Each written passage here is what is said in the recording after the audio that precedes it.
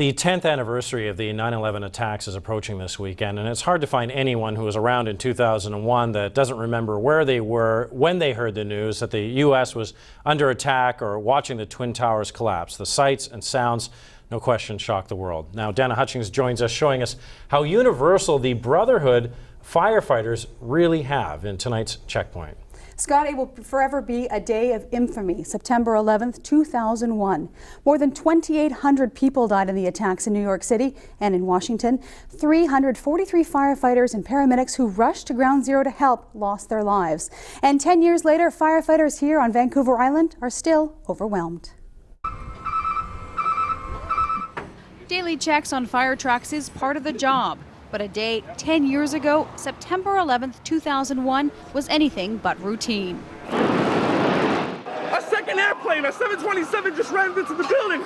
Firefighters here and around the world watched in awe as two planes hit the Twin Towers. My crew was in the kitchen having their morning coffee, and the TV was on, and it came on that the World Trade Center had been torpedoed by an airplane. And by the time I got there in time to see the second plane. We first spoke with Battalion Chief Urban Allen just after the 9/11 attacks. Everybody's dealing with it in their own way, and it's just, you know, it's a brotherhood, it's a fraternity. Even now, emotions are raw. 10 years later, it's a tragic loss, and I still feel that. Knew something was going on when we first saw it, and still it took a while to actually sink in. And then even 10 years later, you see the footage, and it's still kind of awe. You just can't believe that it actually happened. Ian Tom visited Ground Zero a few years ago.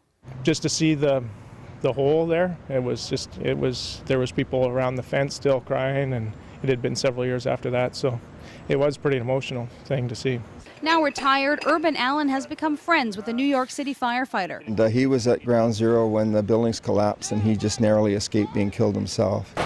Jeremy Wilson went to New York to attend some of the firefighters' funerals 10 years ago. So they were having, 9, 10, 11 different services a day. There's 343 firefighters lost their lives, so there was a lot of memorials. I was just down there last week, so it all comes back. Every September 11th, there's always commemorative, and it always brings back the memories. Out of devastation, there's a stronger fraternity, a kinship and brotherhood that has grown for many firefighters. It has made me feel very proud to be a part of that fraternity, and there's a lot of young, brave people that put their lives in harm's way on a daily basis. A bond that will never be broken, a day that will never be forgotten. And our CHEK Point question today, what do you remember most about 9/11? You can send your responses 3 ways: on Twitter at @CHEK_news, on our Facebook page, that's facebook.com/CHEKnews, or you can email us checkpoint@cheknews.ca.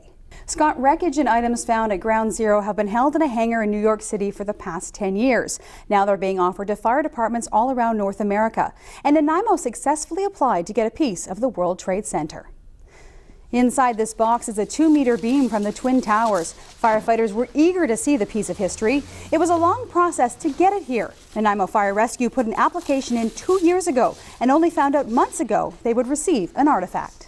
Nanaimo Fire Rescue in the city of Nanaimo was very honored to have been to receive this piece. We were one of 11 cities in Canada to receive an artifact from that, and we were very appreciative of it. I didn't know what to expect, to tell you the truth, because we'd never seen it. But just the massive beam and how easily it was bent, it took some incredible pressure just to do that. So I can imagine what the guys were seeing and going through at the time. Kieran Lindsay says that the fire department hasn't decided where to display the artifact. They will display it somewhere where the public will be able to see it. And that brings us back to our CHEK Point question of the day. What do you remember most about 9/11? Here's what some Islanders had to say. I was like, wonder what movie that is. I don't think I want the students to see that. And then they showed it again, and I was like, oh my God. I landed in Amsterdam, and I was in the airport, and there was chaos in the airport. And I remember looking at the screens where it says all the arrivals and departures, and it was in English. So I could see everything was canceled after my plane had landed.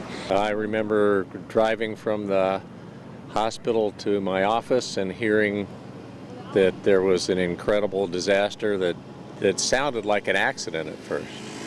And then when the second one got hit, it obviously was not an accident. And then I recall even at that time realizing life was never going to be the same for us. And here are some of your responses from social media. From Facebook, Jenny Vandale says, I remember waking up for school and going out to the living room where I thought my dad was watching a movie. But to my horror, it was live in New York. Very sad day most will never forget. Shelby Buchan says the images of people running through the streets, everything covered in debris, people screaming, crying, running for their lives, watching the disbelief of the towers collapsing. Charlene Miller says, I remember feeling proud at seeing the strength of all the firemen and police officers through the chaos. And Stephen Twinstra from Twitter sums it up well. He says, I remember the complete and utter sadness in everyone's eyes. And if you would like to see more of the responses, they're on our Facebook page. That's facebook.com/CHEK News. Scott, interestingly, a lot of people told me today they were actually listening to the Q, and it was Ed Bain who informed them of the attacks. Still hard to believe it was 10 years ago.